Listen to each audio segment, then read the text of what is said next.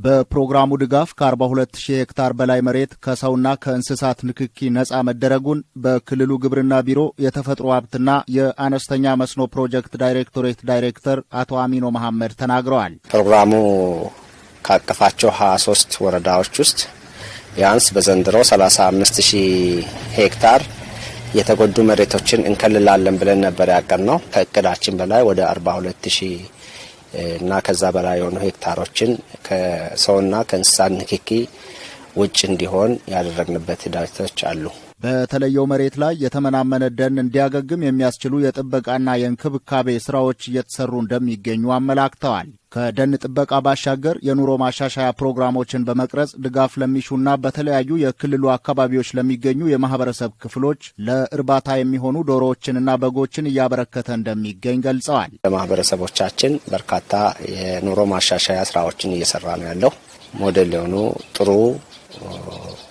ምርጥ ዘር በግን ከክልሉ ግብርና ቢሮ ጋር በመተባበር ገዝቶ በተለይ እነዚሁ ለተጎዱት ለኛ ማህበረሰቦች ድጋፍ እያደረገ መሆኑን ከዛም ውጪ ደግሞ ካሁን ቀደምም ዶሮ እንኳን ገዝቶ ለማህበረሰቡ በሰጠው ላይ እንቁላል ልጆቻቸውን ከመመገብም አልፎ ወደ ገበያ አቅርበው በዶሮ ሽያጭ በግ እስከ መቀየር ደረጃ ላይ መድረሳቸውን ነው እኔ የኤፍኤምኤንአር ጠቀሜታውን መግለጽ እንፈልገው። ከተፈጥሮ ሀብት ጥበቃ አንጻር በመጥፋት ላይ የሚገኙ ምንጮች እንዲመለሱ በመሬት መራቆት ምክንያት የሚታጣውን የከርሰ ምድር ውሃ ዳግም እንዲገኝ የሚያደርጉ ስራዎችንም እያከናወነ መሆኑን ተናግረዋል።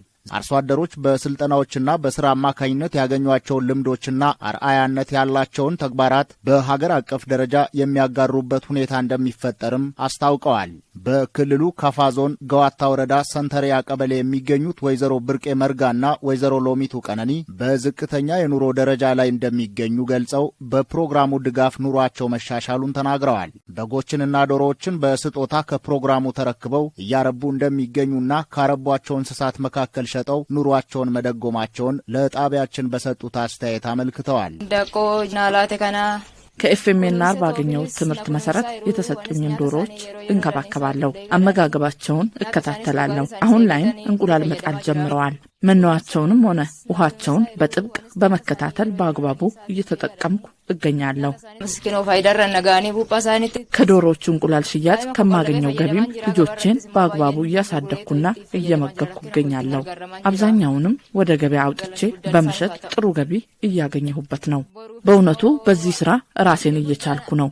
ኢጆሌ ለማንቀባ ኢጆሌ ለማንከና ኦላና ከነኒ ድርጅትን ኩኒ 2 ልጆች አሉኝ። ወርልድ ቪዥን 2 በጎችን ሰጠኝ። ከተሰጡኝ 2 በጎች መካከል አንዷ 2 ይወልዳለች። በመጀመሪያው ዙር መንታ ስትወልድ በሁለተኛው ዙር ደግሞ አንድ ወልዳለች። ከመንትዮቹ አንዱን በ17000 ብር ሸጬ ተጠቃሚ ሆኛለሁ። በገንዘቡም ለልጆቼ የሚሆን ምግብ ገዝቼላቸዋለሁ።